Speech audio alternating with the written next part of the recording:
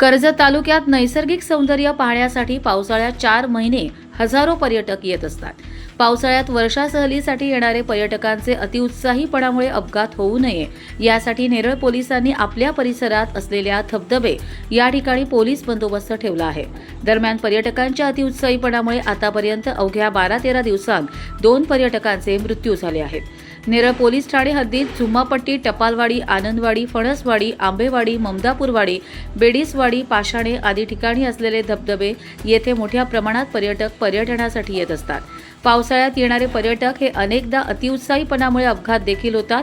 त्यामुळेच नेरळ पोलीस ठाण्याचे प्रभारी अधिकारी राहुल वरोटे यांनी सर्व धबधबे यांच्या ठिकाणी शनिवार, रविवार आणि सुट्टीच्या दिवशी पोलीस बंदोबस्त ठेवला आहे. त्याचवेळी 2 पोलीस हे दुचाकीवरून पहारा ठेवत आहेत. मात्र दुसरीकडे पोलिसांसमोर सर्वात मोठी समस्या ही आज दिवसभर सुरू असलेली वाहतूक कोंडी सोडवण्याचे मोठे काम देखील नेरळ पोलिसांच्यावर होते. मात्र तरी देखील नेरळ पोलीस ठाण्याच्या हद्दीत असलेल्या 2 धबधबे येथे वर्षा सहलीसाठी आलेल्या पर्यटकांचे बळी गेले आहेत. नमस्कार, माझं नाव प्रवीण संपतराव लावरे, पोलीस हवालदार 1137 नेमणूक नेरळ पोलीस ठाणे व माझ्यासोबत माझे सहकारी स्वपन कनकुटे पोलीस कॉन्स्टेबल.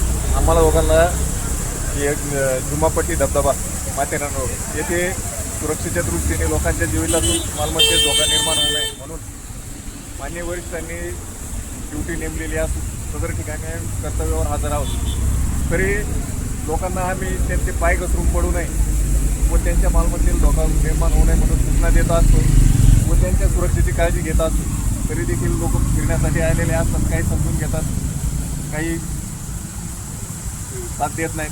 परंतु तरी देखील आम्ही त्यांना समजून सांगून व्यवस्थित प्रकारे त्यांच्या सुरक्षेच्या दृष्टीने योग्य ते निर्णय घेऊन त्यांना सहकार्य करीत असतो. कर्जत लाईव्हसाठी नितीन पारदी, माथेरान.